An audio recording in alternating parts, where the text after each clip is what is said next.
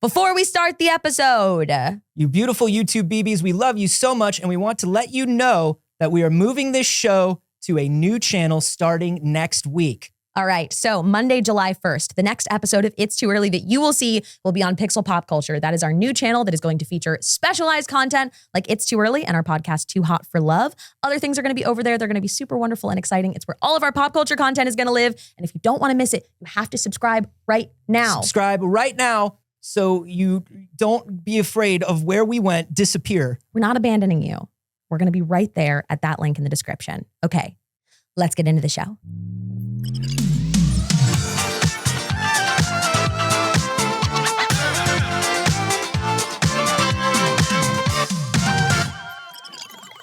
Hello, good morning, BBs. Good morning, it's too early. It sure is. Welcome to the first, best, and only morning show in existence. I'm Anthony Carboni. And I'm Saige Ryan. And we are simply begging all of you to remember how episodic television works. That's all I'm going to say. What's that? That's all I'm going to say. Listen, every week I'm reading about The Acolyte. And every week people are like, what are they doing? They're ruining everything. And then the next week, the questions are answered. I do. It is interesting with The Acolyte in particular that has been happening. It happens. I feel like I keep hearing from people and seeing things on social media where they're like, if they don't solve this next week, this is the worst show ever. And I'm like, that's most shows. That's the show. Yeah, if they don't close the loop on the thing they opened up, yeah, for That's sure. simply the show. I feel like I'm taking crazy pills. I agree with you on that. It has been really weird that every single week people are like, what's going on? They didn't answer all my questions. What a bad show. What? Yeah. And then at the same time, if you remember correctly, next week, when folks. we were doing Mandalorian, Yeah. everybody was like, I don't understand. They just keep doing all this one episode bullshit. You have simply got to stop. Yeah. You have to stop. I'm begging you. I'm begging you. How are you feeling about Ahsoka in general? Or I'm sorry, about Ahsoka, about Acolyte in general. I freaking love it, dude. I'm loving it. Are you caught up? I didn't watch, oh no, yes I am. I am are? caught up. Yes. I was Listen. like, do we have another one? No, we got another one over the weekend. I did not get the one over the weekend. I'm lying. Here's all I'm I'm gonna now one say. episode behind. You may have seen in headlines everywhere a name that, if you're not a Star Wars fan, simply just looks like glup shitto. Sure. Ki-Adi-Mundi. Yeah. Ki-Adi-Mundi. Here's the thing.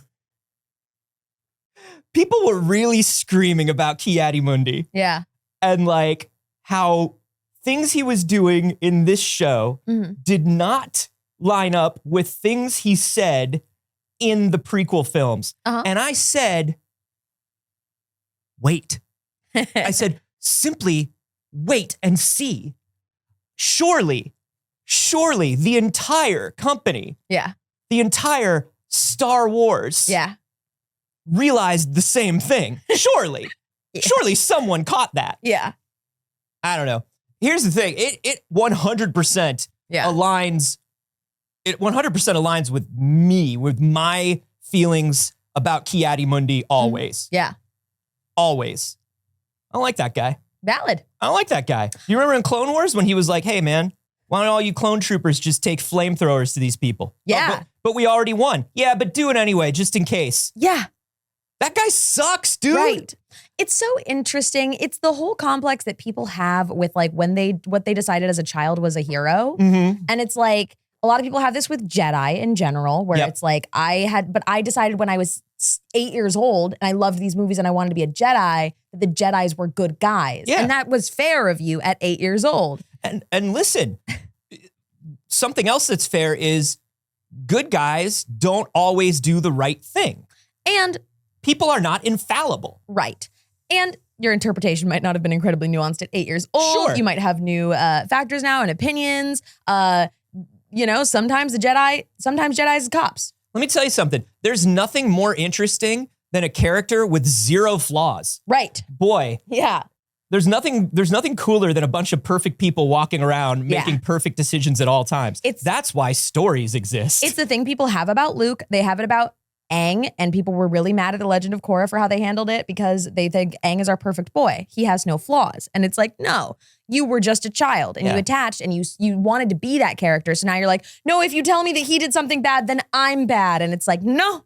But the whole time we see Not the case. that Aang is impulsive. Yep. Aang is Immature. like immature. Aang is, listen, of course Aang was going to be a bad dad. Yeah. Great avatar.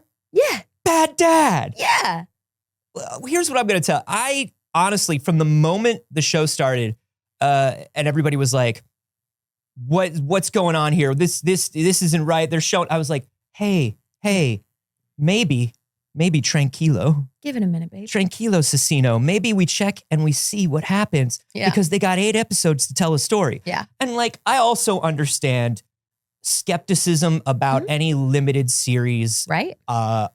Particularly, listen, some of the Disney Plus stuff across all Disney IPs has been a little unfocused, and some of it has been a bit of a letdown. Yeah. When you've only got 6 episodes to get through things, it has felt like they are giving up some stuff to get it in 6 episodes that would make a more satisfying series if they just gave them 10, 12, you know? Yeah, but even, I think one thing we are seeing is that when they give the right creator a show and they give them time and they give them they let them know like, hey, here's what you're working inside of and we're giving you time to do it. Yeah. Like Leslie Headland is an amazing writer and Leslie Headland is an incredible director and she is also just a bonkers Star Wars encyclopedia. Awesome. Remember when I told you all that there was a character that like nobody remembered. And Leslie Headland was like, this sort of species has to be in the thing. So cool. And the moment she said it, everybody was like, oh my God. That character so rad. Has been introduced and that character rules. Yeah. Leslie Headland was told you get 8 episodes. Yeah. She had plenty of time. Yeah. She's telling her story and her story rules. Her story rules. I don't know. I think you have often said that you wonder whether Star Wars fans actually like Star Wars or they just like the 3 movies that they were children during. Yes. And I'm always, my response to that is always like, hey, there's a bit of Star Wars for everyone. You don't have to like all Star Wars. You don't. There's a little bit of Star Wars for everyone. But I mean, I do have to say like, I wish people would understand that. Yes. That not every Star Wars thing has to be for you. Yeah.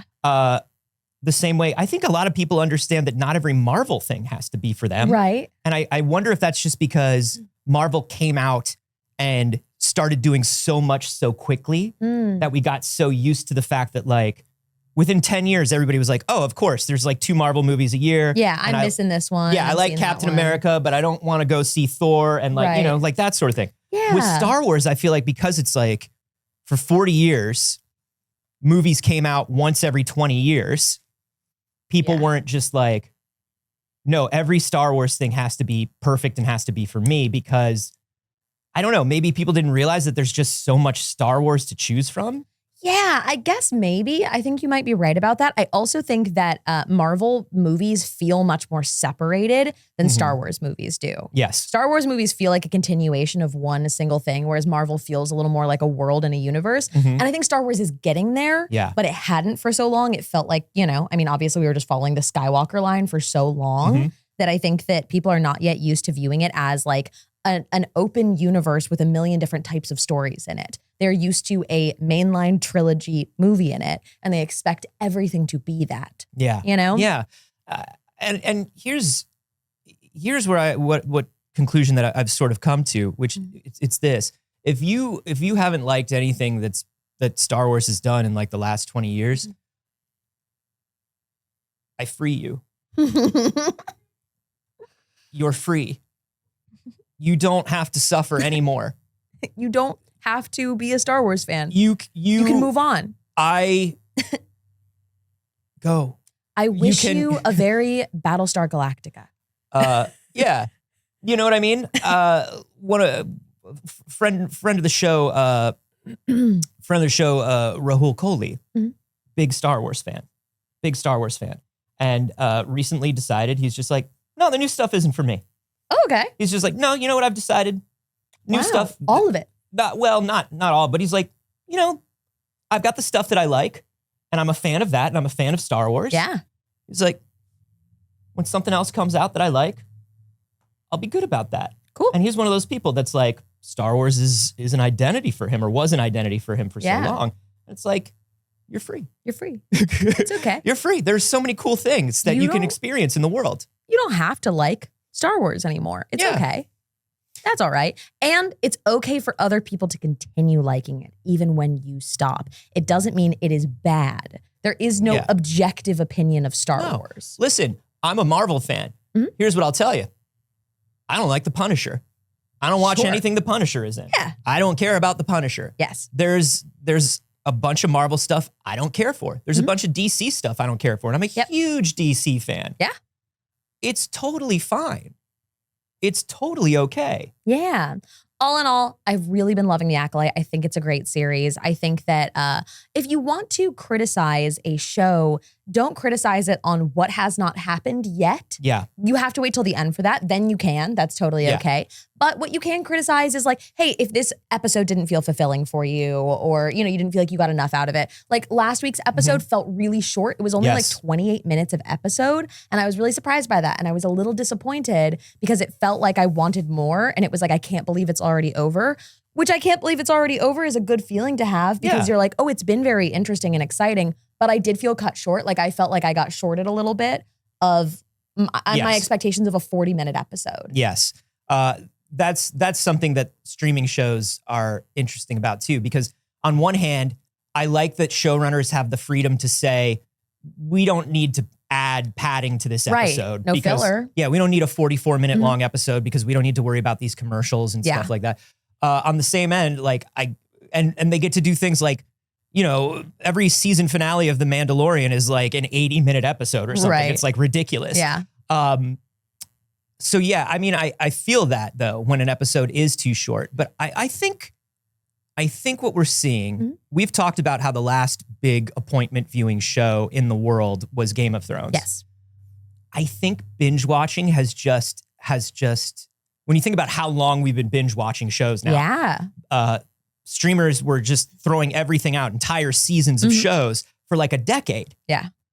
And I think because of that, people really have forgotten what it means to have a cliffhanger at the end of an episode or a question not answered at the end of an episode. Yeah, I think you're right. Or what it's like to sit around and talk about like, hey, what do we think that means? I think it's usually like, I think that and the rise of like CinemaSins style internet reporting has made people immediately look for problems in something. Yeah, they need all of the answers. They need the problems. They need to know the Easter eggs. There is this like completionist view of watching things. I love, and we've talked about this before on the show, I love appointment viewing. I love week-to-week watching. Yeah. I don't feel that way about all shows. Some shows I'm like, yeah, I'll wait till it's all out. But for a show like this that I get to look forward to every week and I get to talk about in between, I love to get to talk about speculation. Yeah. And I missed speculation on shows. Oh, there was a great article in, I want to say it was either Polygon or, I think it was Polygon, but it was Who is the Master? Like there's this Acolyte thing of who is the master. Yeah. And it was cool because every reporter put forth their theory of who the master is. And it's like, they put a couple joke ones at the end, and the joke ones at the end were so good because they really hit home people's idea of Star Wars. Yeah. Which was like, it has to be some character from a movie. Yeah. Some character from a book. It has to be Palpatine. Yeah. It doesn't have to be Palpatine. Does it? It's been Palpatine enough. It has. It has. But you know there's somebody out there that's like, probably fucking Palpatine. Probably Palpatine, dude. It's like, that's not even how any of this works. Probably little baby Palpatine. It's probably a baby Palpatine. Oh my God, a baby Palpatine against a baby Yoda? Can we talk about that? I'd love that. Can we talk about that? Yeah. Just a little Palps? A little baby Sheeves? I'd love a baby Sheev. Oh, who wouldn't love a baby Sheev? I want to see baby Sheev, but here's the thing. My problem is when I'm picturing baby Sheev, I'm not picturing Palpatine. Oh, that's good. Oh, that's good. Oh, that's good.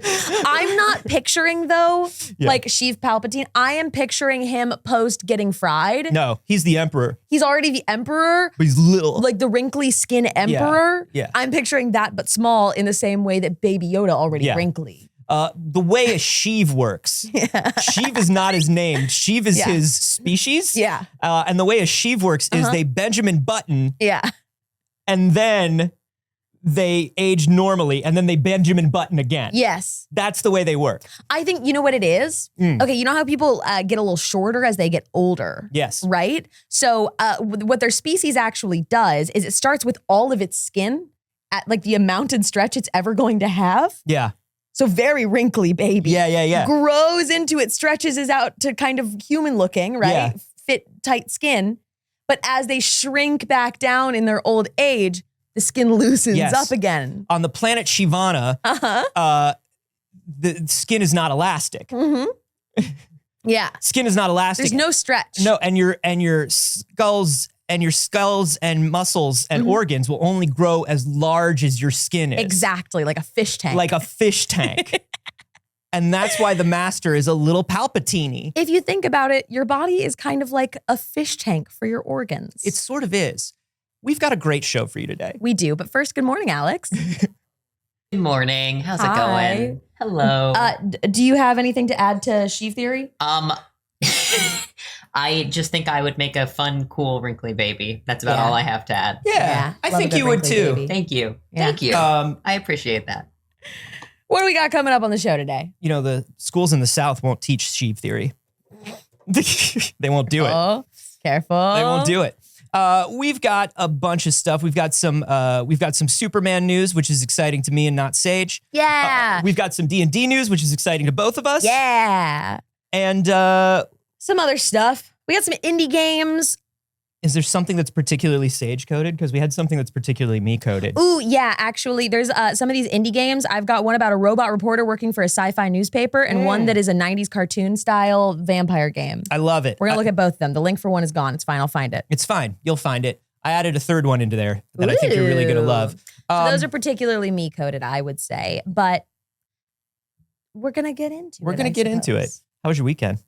My weekend was very lovely, actually. I was a little bit chill on Saturday, had a very full Sunday. I had a little girls' brunch. Girls' brunch. I had a girls' brunch. Girls' brunch. I had a little bit of a hard Saturday, so I gave myself a very nice Sunday. And Sunday was a girls' brunch with lots of friends from the channel.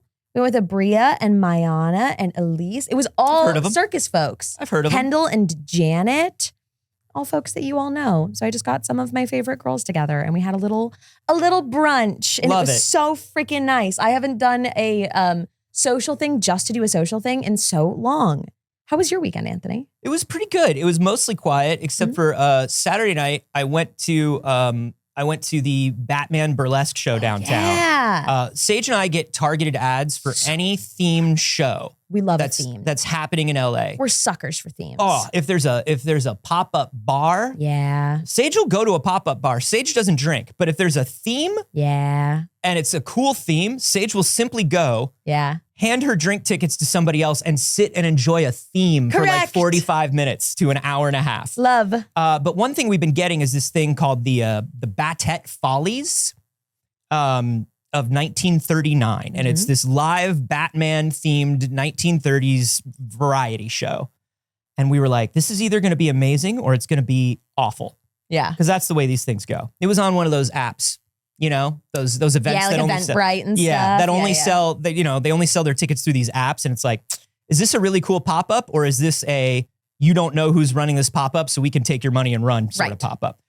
Went downtown, went with one of the probably the biggest Batman fan I know, a friend of the show, Alana Pierce. Okay. And we went to see this thing and oh my Lord, this show fucks. Really? It's so good. It's so good. Wow. It's all like 1930s, like staged variety show style, but it's so everybody was on point. The show started with Catwoman doing a burlesque number to S&M. Ooh. Yeah. Harley came out doing Nicki's verse from Monster. Damn. Yeah, it was wild. Two-Face does dueling pianos with himself. That's awesome. Unbelievable show. That's really good. Unbelievable show. And then they had the lobby all decorated with period Batman stuff. So like Elseworlds 1930s Batman stuff. I think I sent you, I sent you Harley. They had Harley's like World War II Suicide Squad uniform. And she had like her Jewish badge, her yellow star. Like she had moved it to the front of her uniform and then put a bullseye on her helmet, and she was like, "Let's go." It was amazing. They did, because this was set in 1939, they had a poster and a photo of The Dark Knight Returns, but it was in 1955. Bonkers. That's cool. Bonkers. I love how thoughtful that is. There's so many of these experiences that you see people put on and you're just like, ooh, if this had been 20% more themed in the world, like if it had felt a little more immersive, this would have been it. And they almost always disappoint me at these because I always want them to be like 10 to 20% more on theme. No, whoever like did more this, in it. It wasn't just like Batman's cool, we love these characters. Yeah. The people who did this, you're like, oh, you know the lore. There were Azrael blades. Whoa. Like 1930s Azrael blades. Like in a display case. I was That's like, oh, they're wild. doing it. Yeah. They're doing it. And some people are like, I'm not a Batman guy. Listen, I'm not a Batman guy, but I enjoy Batman stuff. Yeah. Batman, the character. Batman's got cool stuff. Batman's got cool stuff. Batman stuff. Batman like lore and weird things around Batman. When I was in London, I went to the Batman theme restaurant. I'm not a Batman fan, but if you got a Batman theme restaurant. But also any theme restaurant. Let's be real. love a We just love theme a restaurant. Theme. We just love a theme. It was a Michelin star Batman restaurant. Yeah. It's officially licensed by DC. I remember the photos. It's fucking wild. This awesome. show was so good. The performers were amazing. You would have loved when Poison Ivy came out. Damn. Everybody got their own number. Rest in peace, Saige. You would have loved when Poison Ivy You would have did loved burlesque. it. No, you're dead and you don't know it. Yeah. July, I think it runs here in LA until mid-July. It's only a couple more weeks. If you're here, I highly recommend you do it. So It is cool. wild. That's Yeah. awesome. What a treat. What a treat. What a treat. I was fully prepared to walk out and go, well, that wasn't, oh well. Yeah. They got me again. Right? Also, listen, everybody, now that you know, a lot of you probably already knew this, but now that you know that we love themed experiences, pop-ups, stuff like this. If you see any of them, you tag us. You let us know. You let us know. Because also, it was something Kendall and I were actually talking about over the weekend. Kendall and I record the podcast here. And she does a ton of those, like great pop-ups and stuff like that. We showed her some of her videos from the LA Wonka experience. And it's something we'd like to do more on the channel is visit some of these like cool experiences and pop-ups, the ones that you can film that wouldn't be like a show like that. Yeah. So tag us in it. Let us know when it's happening. Keep your eyes peeled for fun little experiences. Ideally in LA. Ideally. But I don't know. Let us know about any of them. Yeah. We're other places sometimes too. Good or bad. Like we honestly, we wish we were at the Wonka experience. We wish we were at Fire Festival. We wish we were at DashCon. I wish I was at DashCon. 10th anniversary is coming up. God, I want to host a DashCon. I think it's like next month is the 10th anniversary of DashCon. Man, next month is also the anniversary of Pixel Circus. Whoa, we got to figure out what to do about that. It's probably a DashCon themed anniversary party. Bump it. A plan has just come together live on the internet. All right, let's get to the news, shall we? Let's get to the news. Let's get to all the stuff that's going on. First of all, let's talk about some of this new D&D stuff. There's so much new D&D stuff. Yeah, let's jump right into it. All right. Let's jump right into it. Let's do it. So, listen, if you already subscribe to this channel, then you probably have seen our video, I assume. And if you haven't, go watch it. We got an early preview of some of the new Dungeons and Dragons content for the 2024 core rulebook updates. So as just a baseline for those who are not like super D&D in the world, right? It is not a new edition of D&D, but they are updating 2 of the base books that you use to play D&D, which is the Player's Handbook and the DM's Guide. So the Dungeon Master's Guide isn't something that like if you're just a player in it, you will need. Yeah. And as for this, all of the other books that you have are still going to be compatible with these. But listen, if you read the Dungeon Master's Guide, even if you don't plan on DMing, it helps you get in their heads. It's like reading the teacher's book. Yeah, it helps you know what they're going to do to you. Yeah. So a ton of things have been coming out. The book is not out yet. It's open for pre-orders now. I also want to clarify that because we did do a sponsored video for D&D last week, this is not a sponsored segment. This is us just wanting to talk about new D&D stuff because we play and love D&D. But to be clear, this has nothing to do with Wizards of the Coast. This is just us liking Dungeons and Dragons. So we got a preview of one specific thing. We will have in a little bit when an embargo lifts, previews of a lot more stuff, a little bit of early access to the whole book, which is very exciting. But what we have right now is just what's on the internet. There's been a ton. Oh, they're also updating the monster manual. Sorry, I didn't include the monster manual as well. The monster manual is also getting an update. And that, of course, is of course how to drive a monster legally. Yes. But you do need your permit first. Mm-hmm. Yeah. You got to get a monster permit. I think that's what the Hotel Transylvania movies are about. Getting your monster permit? I've never seen one. That sounds right. In my head, I think that's it. I feel like people tell me often that I would like it. Yeah. And sometimes I get compared to the girl with the pointy bangs because I used to have black pointy bangs. Sure. And also goth. Yeah. You know. And also goth. Yeah. You better let Anthony talk about Monk. Anthony, have you seen the stuff for Monk? I have not. Oh my goodness. Hold on. Wait, let me see if we have it in here because I don't want to. I have not. Can you find some stuff on the Monk, Alex? As somebody who does not play monks and is not interested in monks, I saw it and I was like, cool. Yeah. But it's not something that I can really speak on because it's not something that I like. Love a monk. So our first questions, this is a good question to start with. How serious are these updates? I'm hearing it's just a reskin of 5e. No, there are some good updates and tweaks that they've already announced. Like y'all already talked about backgrounds and feats, right? Yes. So it is definitely not a reskin of 5e, but I will say it's not like a drastic change either. If you want to keep playing 5e, you 100% can, but there are a bunch of quality of life improvements that I think are really nice. I don't think there's any Monk preview content. I thought there was something. I saw somebody talk about something for Monk, but I don't know. Yeah. What? Just the subclasses so far? Okay. But yes, when we get there. So no, it is definitely not a reskin of 5e, but if you want to keep playing 5e, you totally can. And it's not like you're going to be playing like, oh no, an inferior game. There's going to be things that are currently home rules that are now just like put into books, which is going to be very helpful for new players coming in. Yeah, and the idea that sort of Wizards has said with this ongoing D&D initiative is that somebody who has that new book should be able to sit down at a table with somebody who has 5e. Yeah. And aside from like clarifying a couple points between each other, it should be relatively easy for everyone to play. Yeah. And they're looking at it more as like a living rule set now than as an addition rule set, which I think is a cool way to go.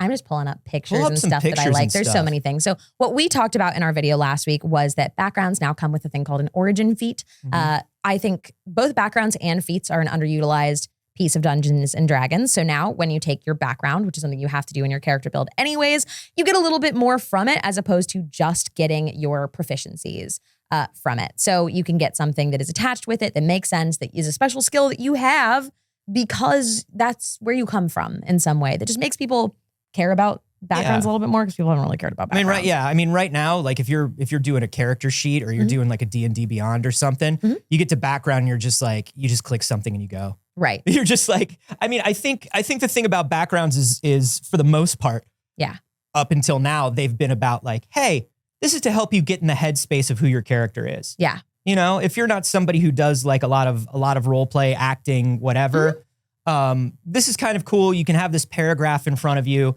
so you can look at it and you can go, oh, right, my character is from here. Right. How would they answer in this situation? Yeah. It's nice to have stuff that's like more mechanically connected. For sure. Agreed. So what we do have so far is we have a little bit of redesign to the Paladin, which is very interesting.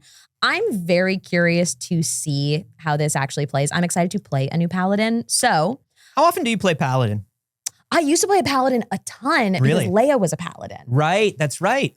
So I tend to subclass into Paladin, or I tend to multiclass into Paladin pretty often. I don't love a straight Paladin. I like a Paladin. You don't love a straight sorcerer. anything. It's true. Happy Pride. But I just find I'm a multi-class girly too, though. I love to multi-class. And with that factored in, I like a sorcerer paladin a lot. So I played a paladin for years in Damsels, and it is one of those classes where you're like, if I am playing to do damage, I will always play a paladin.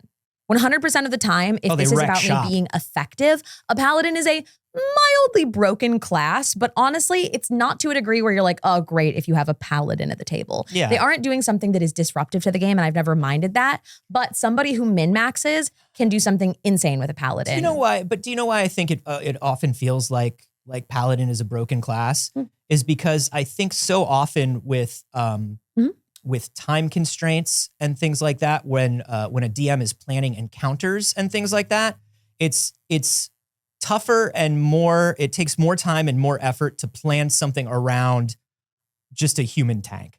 Yeah. You know what I mean? When you're trying to like come up with an encounter where it's like, okay, and then there'll be a couple guys that'll fight and like maybe like a big guy. Yeah. It's like, well, all I do is slash through guys.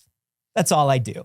You know? And so in that situation, I think a paladin is always like, feels overpowered. Whereas I think in non-combat situations, the paladin is not overpowered, but we don't tend to think about non-combat situations as much. Yeah. When we're building our characters. No, and I think it's also that high-powered min-maxing players often build a paladin, and 2 people can play a paladin, and 1 can play it like anybody else, and 1 person can play it like Brennan Lee Mulligan. Right. I played in a charity game. We did a couple of sessions with Brennan where he was a paladin, and in a single round of combat. Now, mind you, this was a level 20 D&D game, so this was absurd. Yeah. But he was doing over 200 points of damage in one turn. But the cool thing about paladins that I do really like is it doesn't really slow down combat, because it's smites primarily. So it is high damage, but it's not a million actions. No, whereas like me playing a monk, it's like everybody can go take a restroom break. Yeah. Make a sandwich. Yes. You know, like. Another one. There's no game I've ever been in and played a monk where the DM wasn't like, Anthony, can you go ahead and start rolling your stuff right now? Yeah. Because I try to play a monk like a paladin,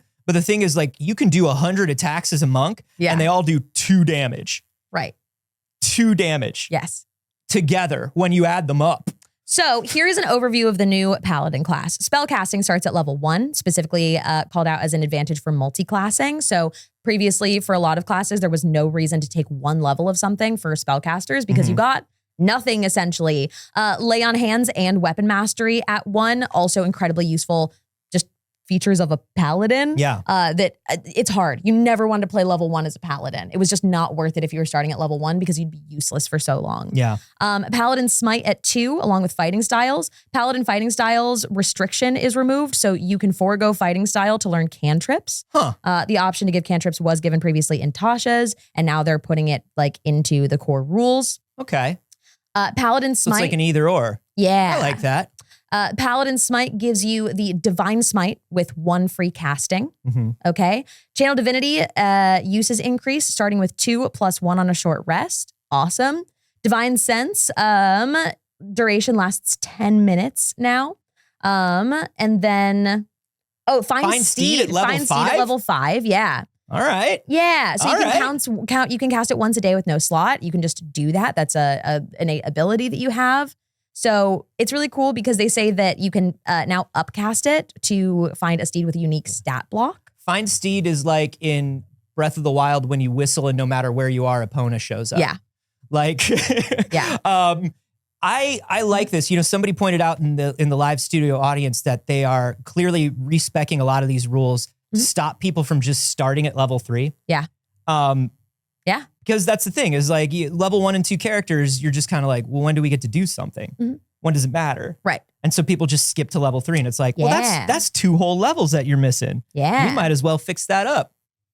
So the subclasses, we have Oath of Devotion, Classic, Oath of Glory, Oath of the Ancients, and Oath of Vengeance. Those are the new base level subclasses. And as a reminder, a lot of subclasses don't come out in the Classic, like in the PHB. They're in additional books. A lot of new books add new subclasses to classes. So this isn't everything that you'll ever be able to do with a Paladin. But now in the Oath of Vengeance, you have Vow of Enmity. Enmity. Part of attack action, not as a bonus action. There's a bunch of like high level stuff that honestly, a lot of people don't play super high level D&D, but it's very fun if you do. Yeah. So there's a lot more information on there. I don't want to spend like too much time on like the nitty gritty boring for anybody who doesn't play necessarily, but a lot of cool updates to the Paladin. I'm very intrigued by this. I was very afraid that they were going to nerf the hell out of the Paladin because of so many people like joking about the Paladin being overpowered. And I'm so glad that they didn't. I was very nervous when I saw the Paladin updates. That was what I was like most worried for. I think something that's the takeaway from like all this stuff is just that they're letting you do cool stuff faster and easier. Yeah. And they're really taking to heart the way people play and the way people play particularly when they start out. Like there's a lot of stuff in these updates that you can just look at and you can go like, oh, that's going to be so much more fun for people who are just starting out 100%. without hurting anything for people who play all the time. Right. One of the other changes that people are talking about a lot is the change to inspiration and how inspiration works. So a lot of people won't even identify this as a change to how inspiration works because it is how everybody primarily plays Dungeons and Dragons, which is using inspiration as essentially a reroll as opposed to giving yourself advantage. So inspiration, what you were really supposed to do by the rules was call your shot. You go, I'm going to use my inspiration from this, and then you roll 2 and take the higher. Now inspiration is actually a reroll. If you fail your roll, you can roll again. Yeah. A lot of home rules. That's how we've been playing. Yeah, a lot of home rules making their way in, which I like. It depends on your DM, how you've been playing. Yeah. They have a lot of people that are very by the book too, but our games typically are not by the book. But honestly, very far from it. We also have the list of all 48 subclasses that are going to be in the new PHB. Ooh, anything stick out to you? Yeah, so College of Dance for the Bard. Hell yeah. Hell yeah. There was no College of Dance. We live in the Valley. There's a lot of College of Dance around here. There is. Barbarian Path of the World Tree. That one's all new. We don't know a lot about it. That's the Elden Ring DLC, I think. Yeah. Let's see what else is new. Ooh, Circle of the Sea Druid. Oh, good. How has there been no Circle of the Sea? That's wild. How has there been no Circle of the Sea? The absolute Venn diagram between people who want to play a druid and people who want to be a pirate is a circle. You're telling me that we've had 18 circles of land and no Circle of the Sea? I'm very excited. So the base subclasses for druid now are Circle of the Land, the Moon, the Sea, and the Stars. Mermaid time, my dudes. Mermaid time! Says the live studio audience. Mermaid time! It's awesome. Wet Druid. Wet Druid. Wet Druid. Wet Druid. So awesome. So excited about it. Very into it. Yeah. Other things that are completely new. I think that pretty much everything else is like stuff that's pulled from other books or things that you have seen before in previous editions. Those were like the new ones. They have ones that have been moved over, like the Warrior of the Elements for Monk, which was previously in the Way of 4 Elements. We have previously in the Totem Warrior, Barbarians, Path of the Wild Heart, which is a very fun subclass. I, as somebody who doesn't particularly enjoy playing Barbarians, that's a fun one. Path of the Wild Heart was my favorite alt band in the early 2000s. Yeah. Big fan. They did a lot of stomp, stomp, clap music. You know what I mean? Everything else will be familiar to you, but those are the totally new additions to subclasses. Fluid Druid, they say. Ooh, Fluid Druid. Fluid Druid. A Fluid Druid is disgusting. I like it. That's really gross. I love it. I enjoy that very much. And it's like, you had a lot of water element spells because Druid was always kind of a bender of sorts. I'll take any opportunity to bring up Avatar, let's be real. But now you actually get to choose things that lead with that and explain your origin from it. And that's very cool. I love it. These are great changes. Great changes are happening. One of the big ones that was mentioned, I think the heads of the creative leads of D&D were on a podcast and talked about like some of these things, but it was potion as a bonus action. Yeah. Which like the way everybody's been playing. The way everyone's been playing.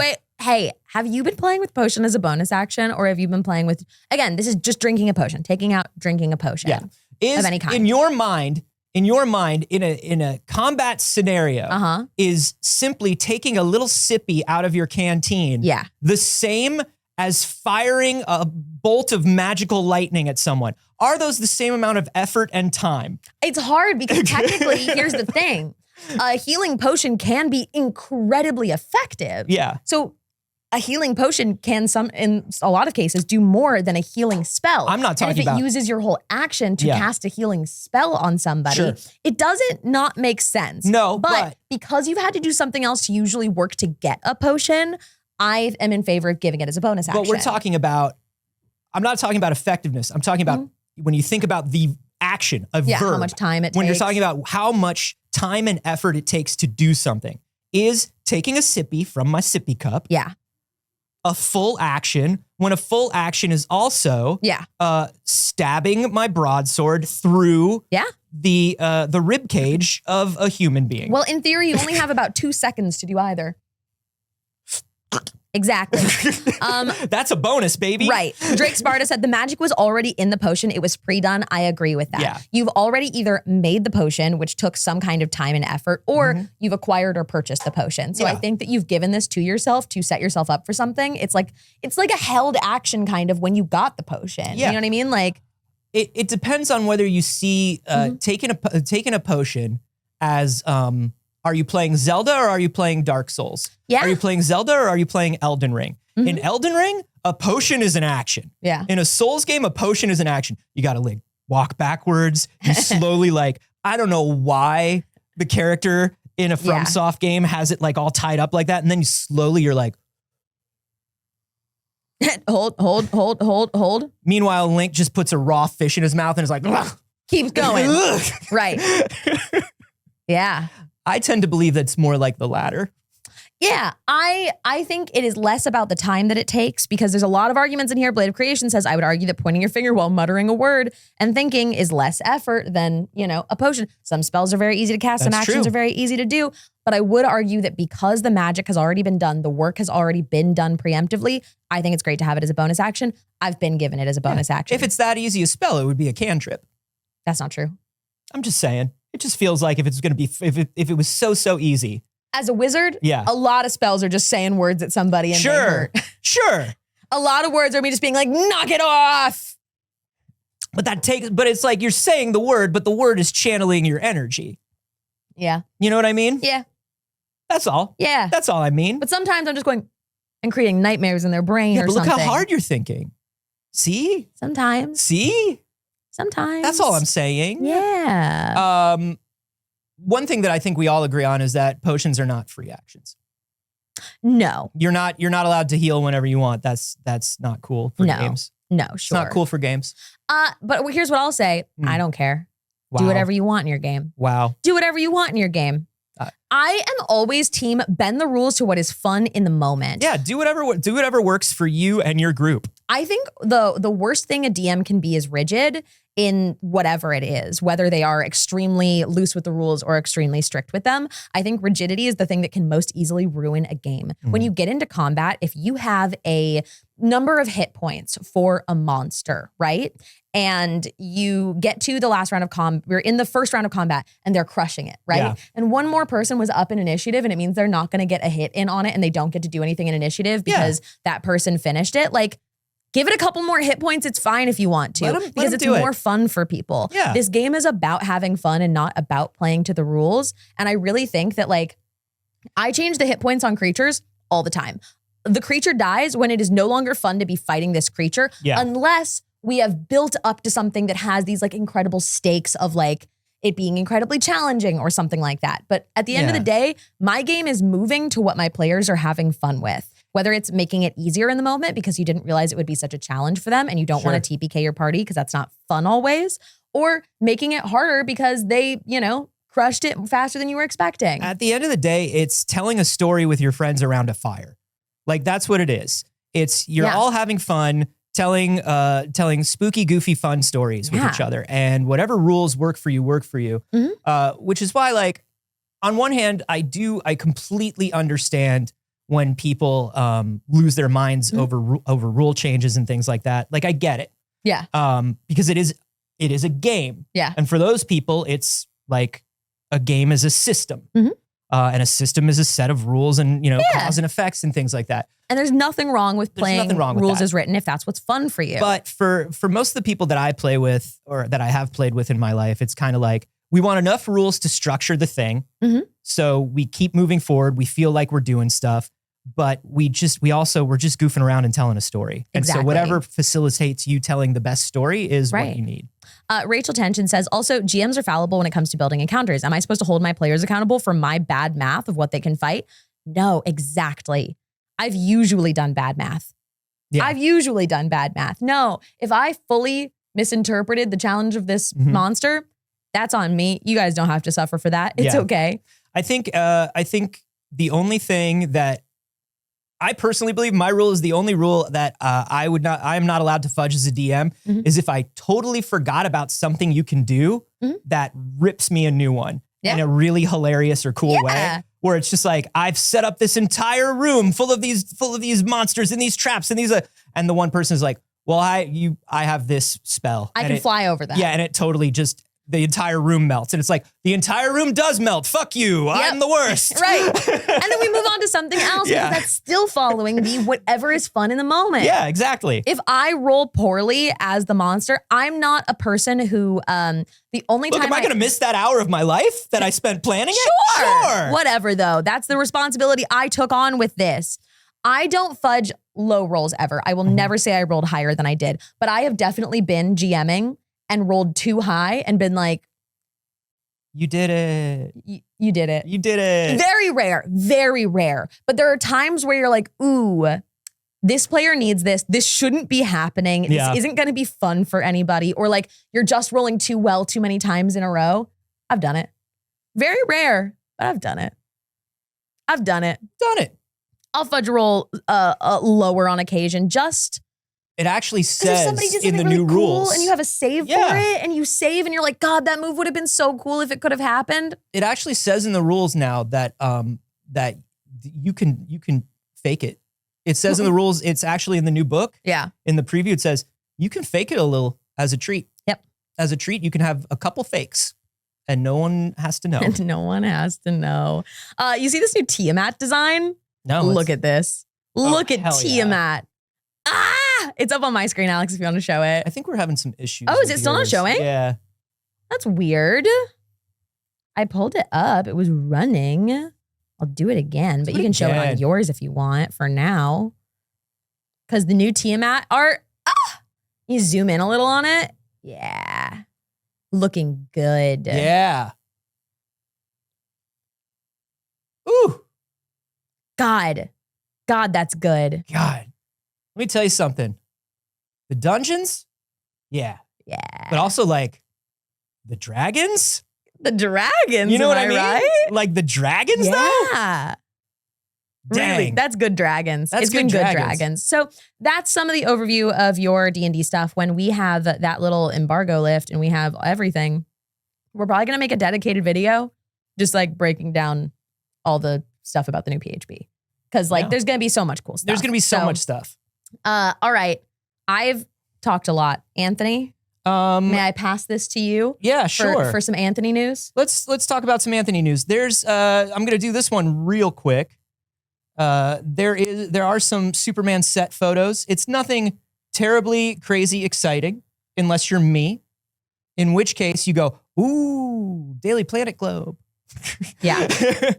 You literally go, ooh, that's the globe for the Daily Planet. They're doing the Daily Planet. Yeah. That's what it looks like. Hell yeah. And that's, you got like the Daily Planet and you got some Daily Planet flags outside of the Daily Planet. And that's what we got. That's it. That's what we got. That was the Superman news. Let me tell you something. That's it. And that's all I need. But I will also bring this up, Saige. Shadow of the Erd Tree came out finally on Friday. Congratulations to everyone who worships the big tree. Yeah. I hope that you've had an excellent big tree weekend. Mm-hmm. I hope that there's so many fingies on the hands of every living thing you see. Yeah. Blessed to Georgie Railroad. Mm-hmm. Blessed to Miyazaki. And people have been waiting and waiting and waiting for this for so long. Yeah. And the discussions last week before this thing came out were, I'm worried. I've played like New Game plus. Mm-hmm. I'm like, I've played this so much. I'm worried I'm over leveled for Shadow of the Erd Tree. And Miyazaki said, I'm sorry, you thought? I'm sorry, what? I'm sorry, huh? And then Shadow of the Erd Tree came out and everybody went, oh no, it's too hard. Oh no. Oh no. Oh no, it's too hard. One of the first enemies you fight, the Black Gall Knight.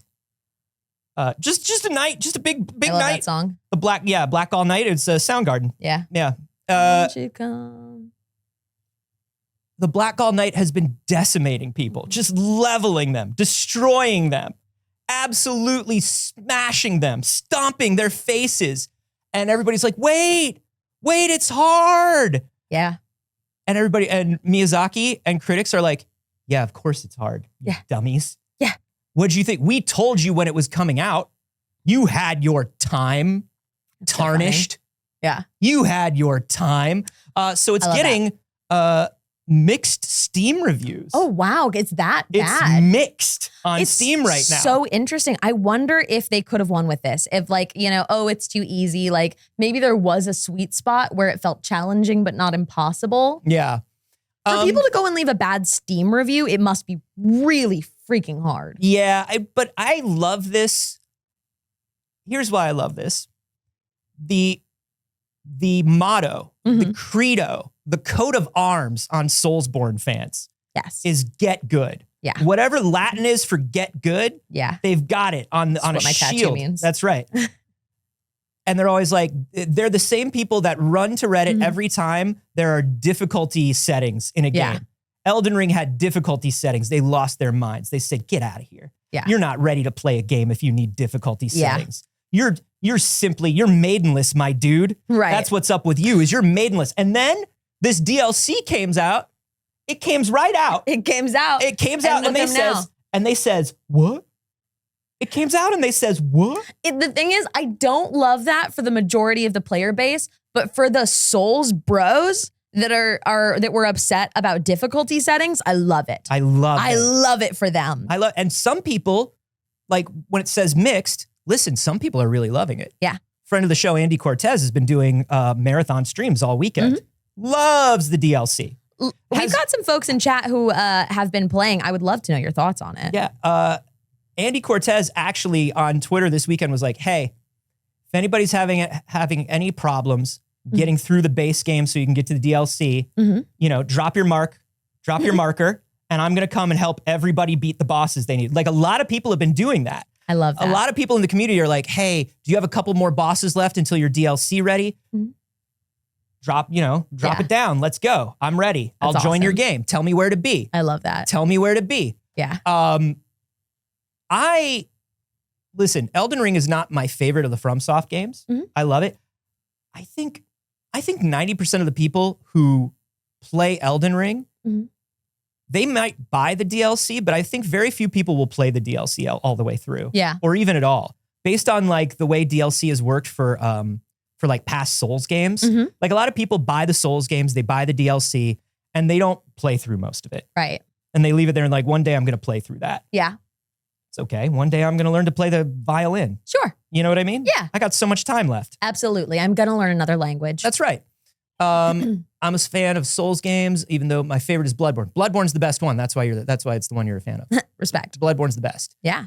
I have the DLC, but I'm still leveling up. Sure. Okay. All right. I think a lot of people are still like, especially now that this news has dropped, a lot of people are like, I'm still leveling. Yeah. I'm not ready level for a bit. that. No. I'm not ready for that. I'm going to do a bit more.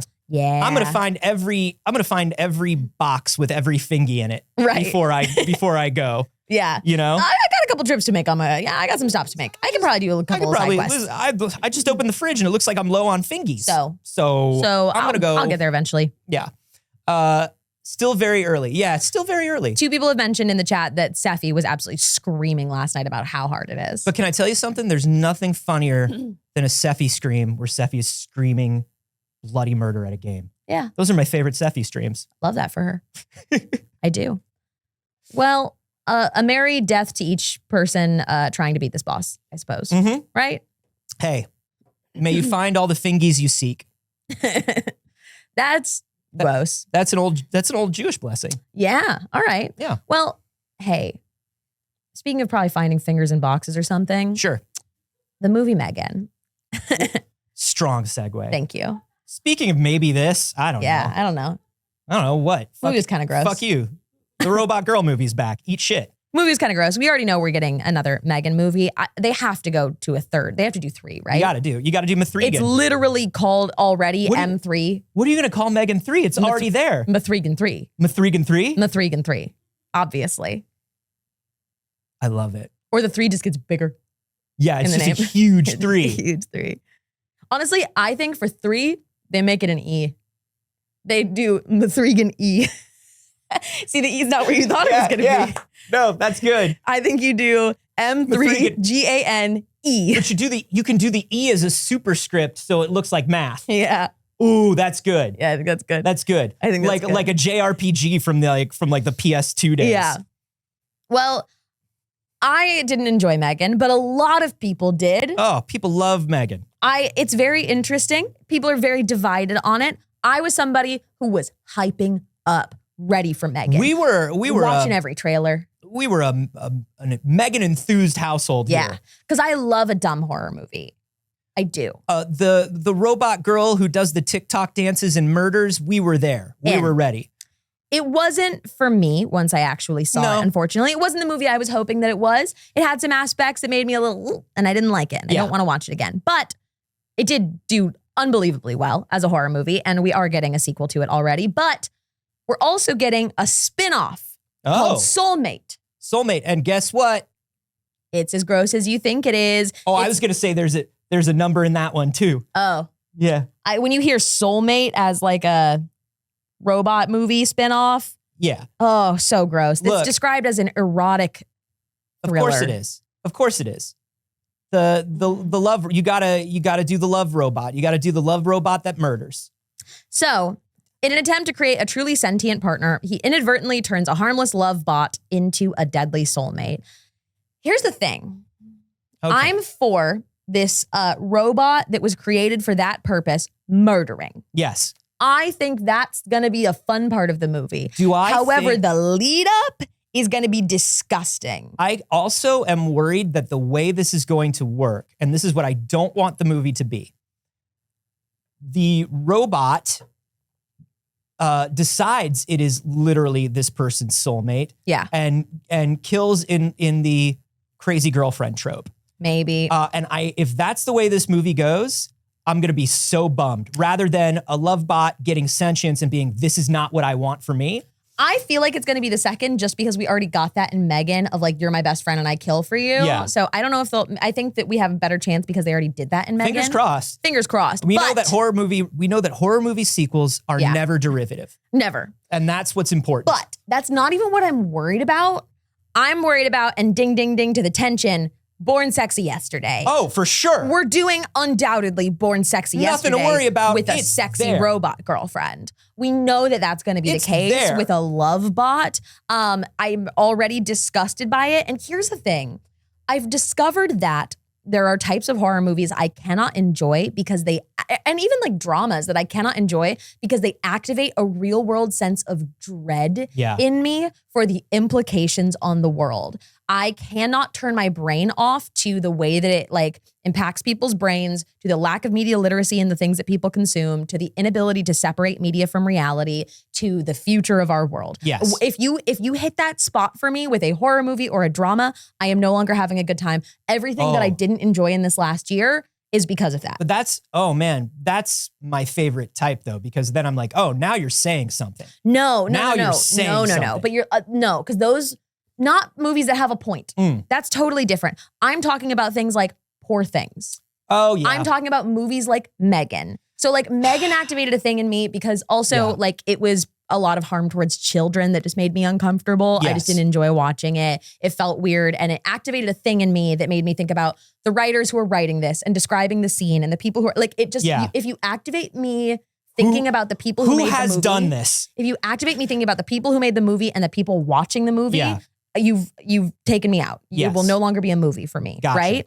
So that's how I felt with Westworld, where like I thought Westworld was so good and I couldn't continue watching it because you activated my like disgust in a way that like I can't shut off and I can't stop thinking about the implications of the movie, not of the like possible reality of it. Okay, gotcha. You know what I mean? Yeah. That's what I mean. All right. Movie with something to say, great. But so many movies that think they're a movie with something to say are really just playing on your like fears and discomfort because they're like, well, we want to make them feel something. And it feels like a cheap shot to make you feel something, which a lot of the time is targeted at women and children. Yes. I mean, that's a lot of low to mid budget horror particularly will do that where it's like, look, they hide under the cover of this is what we're supposed to be doing. This is the genre. Yeah. But there is a lot of stuff where it's like, hey, are you just doing the cheap, easy thing with this genre because you're not just like digging into society's fears and unease.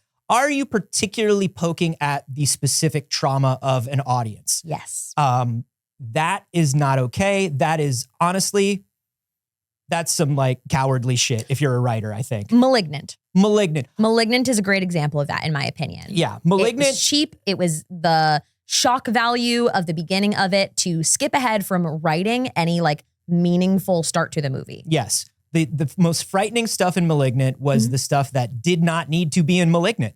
Had no bearing on Malignant whatsoever. Yep. And was just there to be like, this messes with people when we do this on screen. We push that button. Boy, there's nothing that women hate more than seeing women get hurt. Right. Oh, yeah, that's true. Yeah, I guess.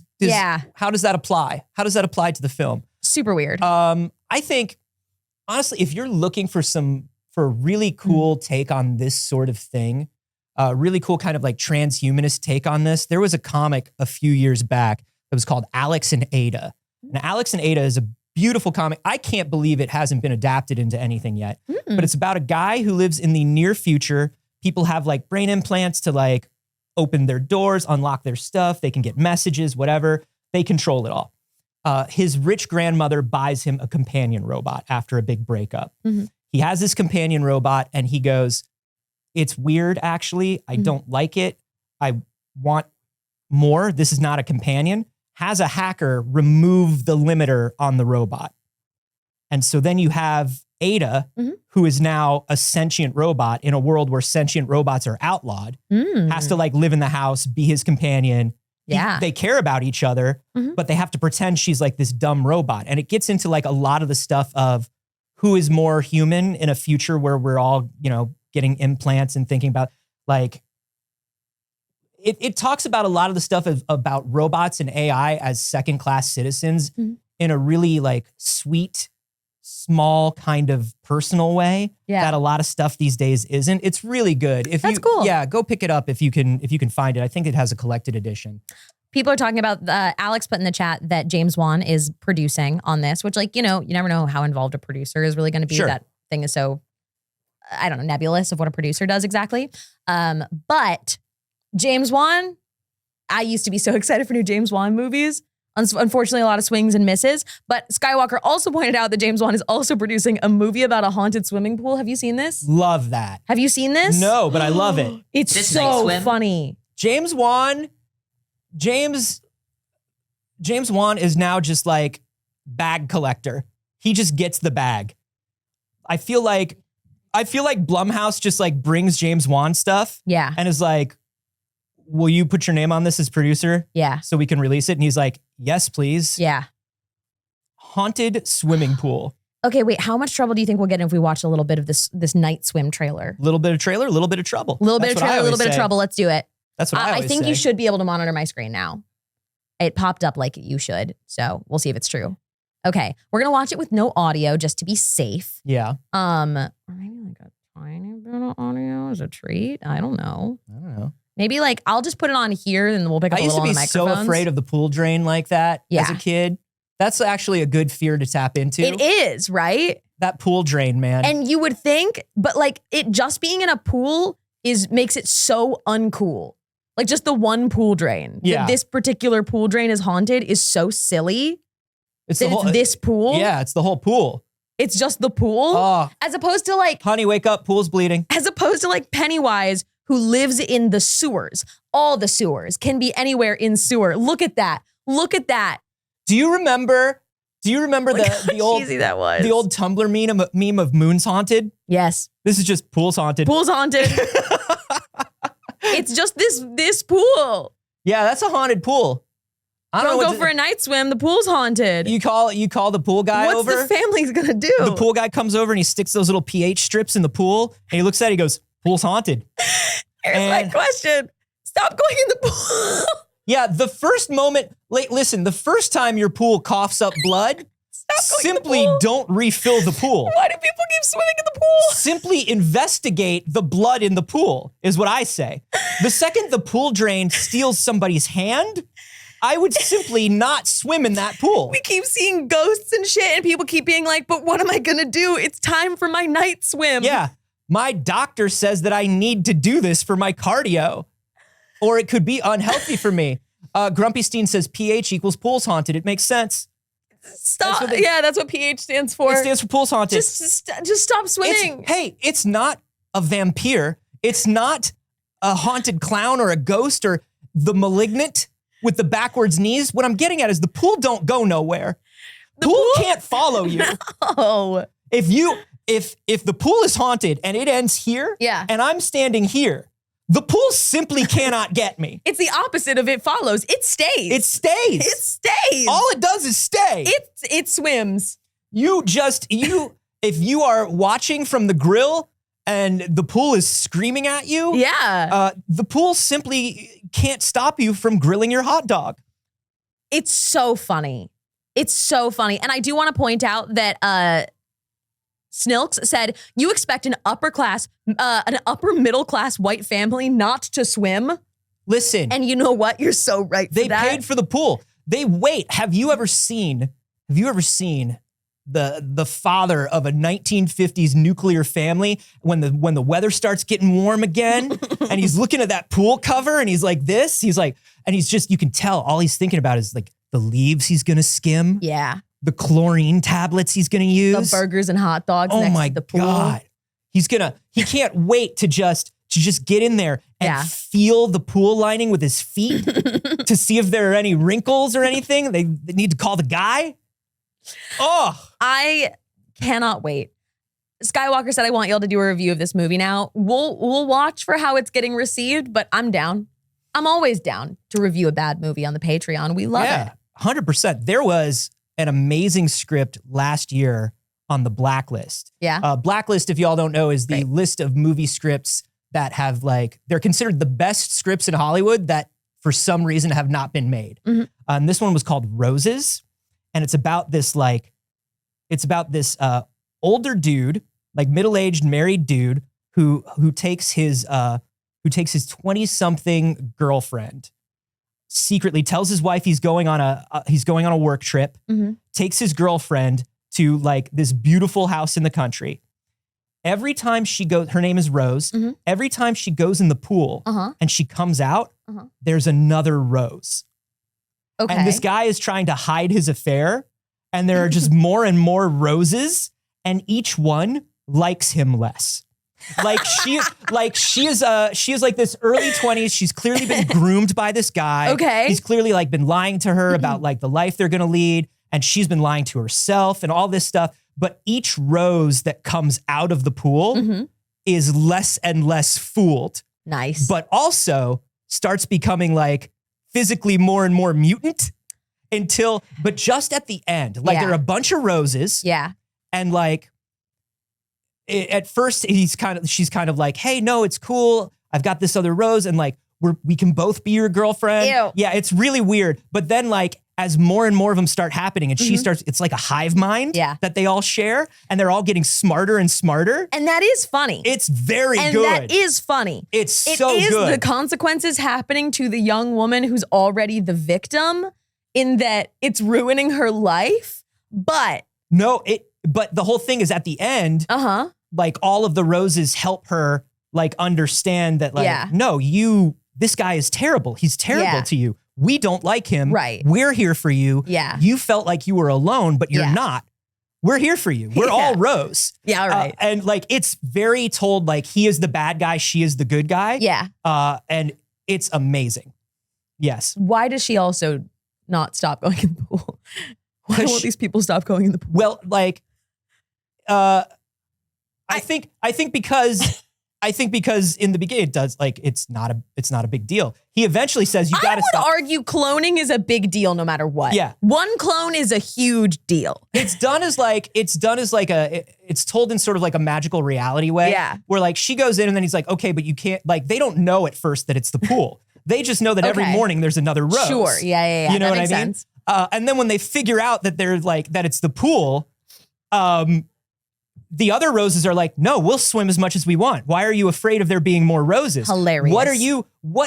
What hurts you if there are more of us other than we call you on your bullshit? Yeah. It's amazing. Hilarious. I love it. Hey, Night Swim, what the hell is this?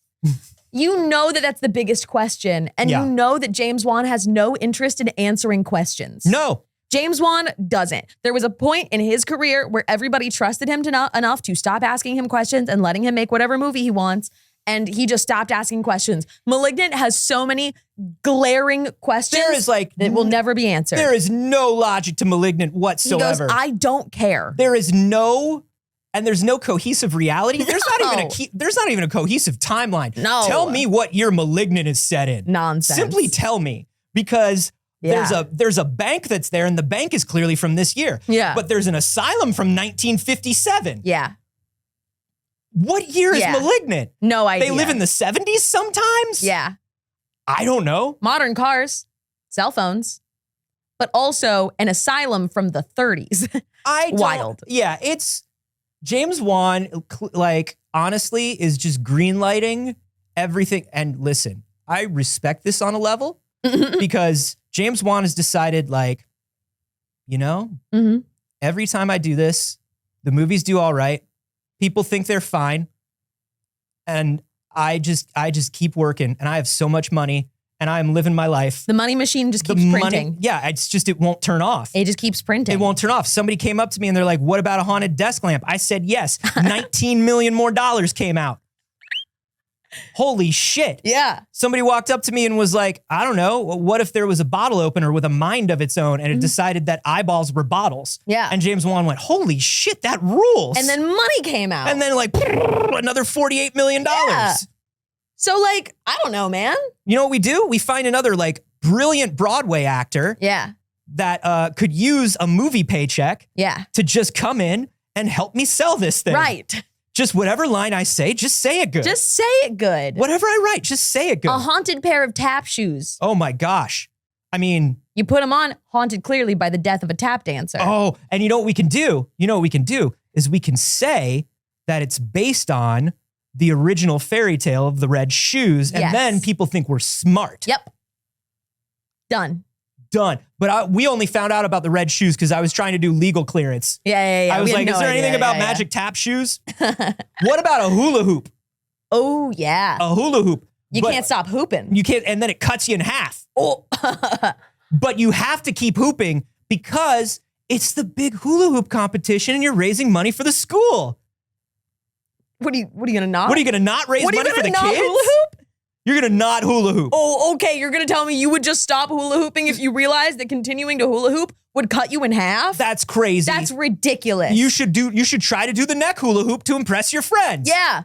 That's what I would do. That's what I would do. Yeah. What, do you hate children? Ridiculous. Yeah. Absolute garbage. A man wakes up and he realizes that every time he drinks milk, he's going to like throw up a demon, right? Yeah. And the demon stays in his house. Now there's a new demon that he has to cohabitate his house with, chasing him, right? Mm-hmm. But man, this guy just loves getting up and drinking a glass of milk and he won't give it up. It's for strong bones and healthy teeth. Yeah. What am I supposed to do? Yeah. Cut dairy out of my diet? Look at the teeth on those demons. Being flatulent. The calcium. Between the calcium and the flatulence, I'm just supposed to stop? Got milk? Yeah, obviously. Yeah, sure. It summons a demon that has to extrude itself from my mouth every time I drink a glass of milk. But it's not my favorite drink, but I really like milk. What if you accidentally close your hand in the car door and the car door gets a taste for blood? Mm-hmm. Not the car. No. This is not a haunted car. No. I want to say this is not a Christine situation. No. It's simply the door. Yes. It's just one door of the car. Yeah. And you would say to yourself, why not just get in through the passenger door? Because that's not cool. Why Have not? you ever done that? And then you got to shimmy? Yeah. I'm not going to do the shimmy. That's ridiculous. You look like a fool. Why? You look like a fool Get doing a new that. car? Oh, get a new car? Oh, walk? Go to the public transit. Go to the junkyard and get another door for your 2007 Yaris. They're everywhere. Okay. All right. Okay, yeah, because Okay, that's what cool. you do in this situation. All right. Yeah, all right. God, Yeah, right. Balloon hands. I can't wait to see Night Swim. I'm going to see Night Swim like 8 times. I'm going to see Night Swim. I can't wait. I can't wait to find out why they keep swimming. They just keep swimming. And they watched Finding Nemo and they took that personally. Yeah. They were just like, no, I'm going back. Just keep swimming. Just keep swimming. That's what you have to do. That's what you have to do. That's what Dory told me. Look, I love it. you got to get back in that pool. It's great. Anyways, that was It's like when they tell you got to get back on the horse. Yeah. Oh, okay. The pool murders 1 or 2 people. You got to get back in the pool. We just You got to get back in that specific pool. We just got it heated. Do you know how much that pool heater cost? Yeah. Do you know what will happen if we drain the pool and we leave it empty? It's going to break the filter. Blade of creation. What about a haunted can of Dr. Pepper, Saige? Don't. You'll actually spill. Don't. Every can of Dr. Pepper Saige has ever drank has been haunted. That's the thing. That's why she's not a klutz. She's not a klutz. I'm not. Never has been, never will be. Nope. Hey, Yeah. do we want to look at some cool video games real quick? Sure. Why not, dude? We don't have a lot of time. We don't have a lot of time, but let's let's take a look at some cool video games. I did see. Oh, wait. Hold on. This is kind of something out of a horror movie, though. I'm so sorry. I know you were starting on something. No, we already started. What are you doing? What are you doing? We already started. Now what? Oh, that is kind of a Blumhouse movie. It's such a Blumhouse movie. Can we just see this Blumhouse movie? This is a James Wan movie that's coming out next year. A James Wan movie. It is entirely about a Tesla Model Y that has a 12-volt battery that if it dies, all of the doors and windows stop working. Remember, there's no way to get into or out of a Tesla mechanically. A 12-volt battery that controls the doors and windows. A toddler in Arizona, the hottest place on the fucking planet, got locked in a Tesla. The toddler is okay and has been rescued, but had to be rescued out of a Tesla because the 12-volt battery died, trapping it in the car. Here's my question. My question was I guess because it's new or whatever, newish technology, how did this get past any sort of safety inspection whatsoever? I have to assume there is no safety inspections on Tesla. I have to assume that the government simply says, we're done dealing with him. He can just do whatever he wants. We're tired. Yeah. We know it's a death trap. They're at this point, they're just like, you know you're buying a death trap and that's on you. It's a death trap and every word that comes out of his mouth is a lie. But go ahead, I guess. I was driving behind a Tesla yesterday that had a sticker that says, I promise I bought this before we knew he was crazy. That has to be like the best-selling bumper sticker. That's a great sticker. That's a great bumper sticker. I don't know if you really could have. I mean, you weren't paying attention. In the entire time that Teslas have been out, I feel like you could have known he was crazy, but he's definitely gotten worse.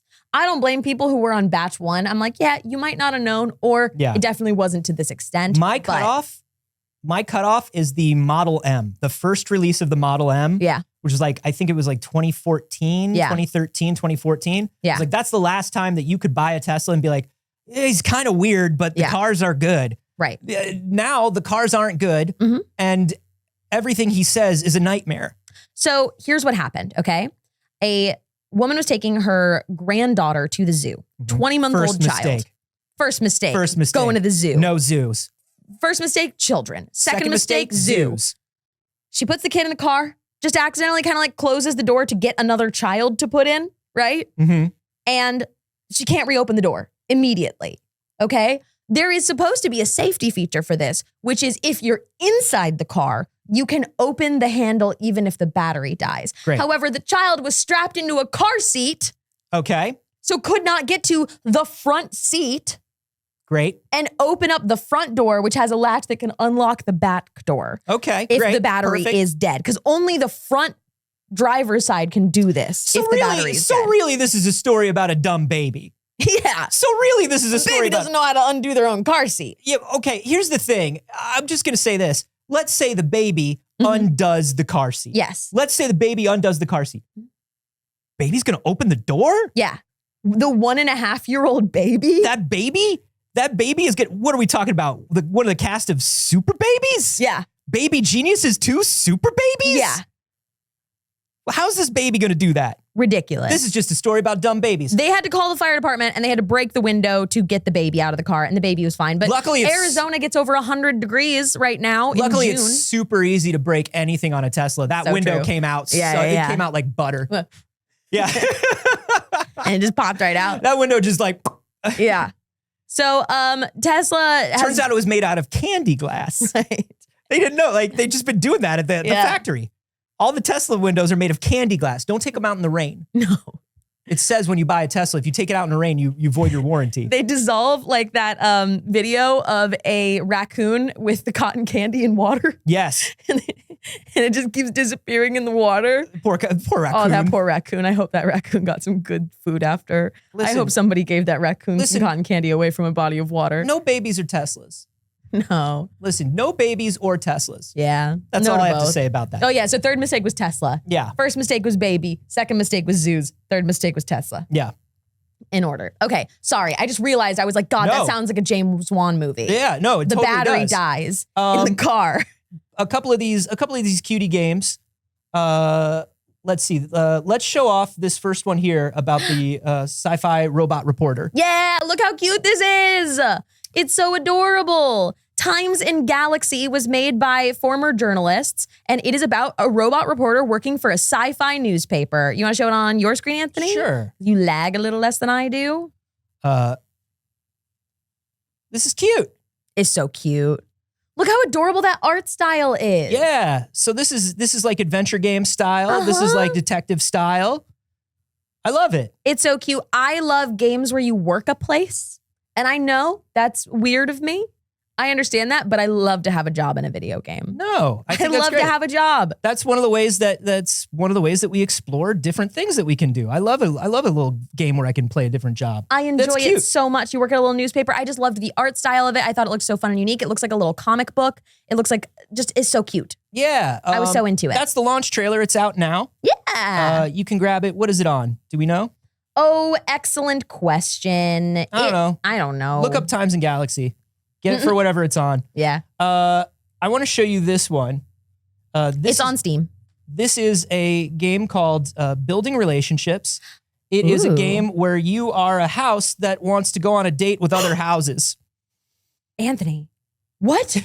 Yeah. Anthony, what? Yeah, this is your house, and you move around by just like rolling through this. Look at this. Don't just be amazed. Look at the actual thing. I'm pulling up the link so I could download it. I was seeing it.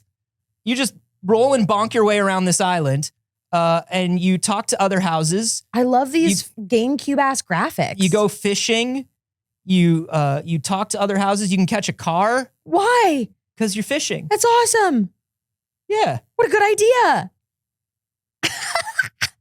You got a common car. Look, you can date this stately windmill. Oh. Look at that. Ooh. I get it. I see the appeal. Date other buildings. Oh my God. The demo is out now. Demo's out now. Formal release date is not announced yet. This was part of Steam Next Fest, and I love it. There is a part of this house where you get asked if you're a top floor or a bottom. Oh. I'm going to play this demo tonight. I'm going to play this demo tonight. That's awesome. You got to play the demo. Are you kidding me? Fantastic. I was also thinking about playing this demo tonight. Maybe we should jump on together and play this demo. Is there a multiplayer? No, but just both play this demo. Let's just play. All right. Yeah, let's just play. Let's just play a game. There's so many good games too. So many good games. This one is described as a Zelda-like, but it has a 90s cartoon look to it, and it is called Blood, B-L-U-D. Okay. It's a cartoony vampire killing game. It's so cute. Look at this. Hold on. I'll just show you the launch trailer. Again, any lagging, just know that's on my end. So just know the game's not laggy. But look at this art style too. I was just so excited by this. Look how cute that is. I love it. Isn't it so Saturday morning cartoons? Yeah, it's very like the Gendy Tartakovsky era of Cartoon Network. Like the Powerpuff Girls, Dexter's Lab era. It really is. And you're the vampire slayer. You're Buffy, but in a cute little cartoon. Yeah, I love this. Done. And sometimes you got to fight a car.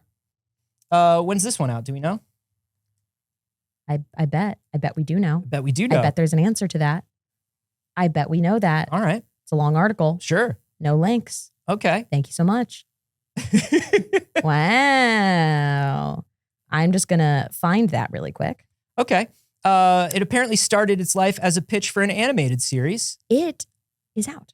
It's out, baby. It's out. All right. 3 games. Well, 2 games and 1 demo that you can grab, that you should grab. Yeah. And hey, thanks so much for joining us today. That's that's all the show that we have time for. Thank you so much for starting your week with us. We hope that you have a very lovely one before we see you next. And as a reminder, this is the last, I believe, formal week of shows on this channel, okay? Mm-hmm. Siri suggests I send an email. I tried to look at the date and I have a notification from Gmail that says, do you want to just send an email? I'm not joking. I literally have a notification from Gmail that says, send email with my email on it. Do we even have a show on Friday? Oh. I don't know if we do. We might be out of town. Shh, that's this weekend. Surprise, sorry? I might have just realized that we're out of town this Friday. Anthony and I are both going out of town for a wedding, so we won't see you this Friday. Apologies, surprise. We wouldn't see you. Friday? Gross. But Friday, gross. I think that there is more shows still here on this channel, but no, there isn't. July 1st is the day that we are starting on the new channel, so that'll be next Monday. The very next episode of It's Too Early will be on the new channel. Whoa! Can you believe it? That link is in the description. That link pops up in chat all the time. It is youtube.com/@pixelpopculture because now they make you put an @ in your URLs. You can't just get a straight URL anymore, YouTube. No. That's weird. We're working on getting a better URL, but we don't have it yet. So for right now, go and subscribe there so you don't miss the shows. Yes, you will not see any more of these shows if you don't go subscribe there now. Yes, if you are watching on Twitch, we are staying one channel on Twitch. Nothing is changing here on Twitch, but YouTube is. So do that, check it out, subscribe. It helps us out. It's completely free to do. Even if you do primarily watch on Twitch, just going over and subscribing on YouTube is so incredibly helpful for us, especially in launching a new channel. And we would appreciate it so much. That would be so wonderful of you. So thank you to everybody who has. I see all the notifications rolling in. We're so excited about it. It gives us an opportunity to make so much cool new stuff. And that is all because of you all, especially your support on Patreon, patreon.com/pixelcircus. You can get a bonus clip from It's Too Early every week for just $5 a month. You can even get a little free trial and see if you dig that kind of content right now. You can check it out for 7 days and you can just binge a bunch of the content. And if it isn't, something you want to keep going, then I'm glad you got to see it. We make stuff so people will watch it. Yeah, thank you to everybody who supports us over there. Thank you to everybody who is a member of the Discord. Thank you to everybody who shares that the show is going live. Thank you to YouTube commenters. Everybody who's interacting or just being part of the community in any sort of way has been extremely helpful as we're sort of growing the channel and growing the show, which is on a new channel on YouTube. Remember that. All right. Thank you specifically to Tharpy and Sakima for being parts of our Pixel Plus tier. We appreciate it. It's very cool of you. Thank you. Anthony, where else can they go and support you on the internet? You can find me everywhere online at A Carboni, except for here on Twitch, where I'm at Anthony Carboni. Twitch, you cowards, it's mine. Give it back to me. Come watch this afternoon. We might play some of this house game with Saige, and then we're going to play some more Castlevania. I don't stream until later, so we'll see about that. You can find me everywhere on the internet at Not Saige. I stream on my channel Monday, Wednesday, and Saturday, so I will be live tonight at 6 p.m. Pacific. How about you, Alex? So you can find me on Twitter at Alder_Mancy or on Instagram at Alex Teplitz. That's me. Woo! All right.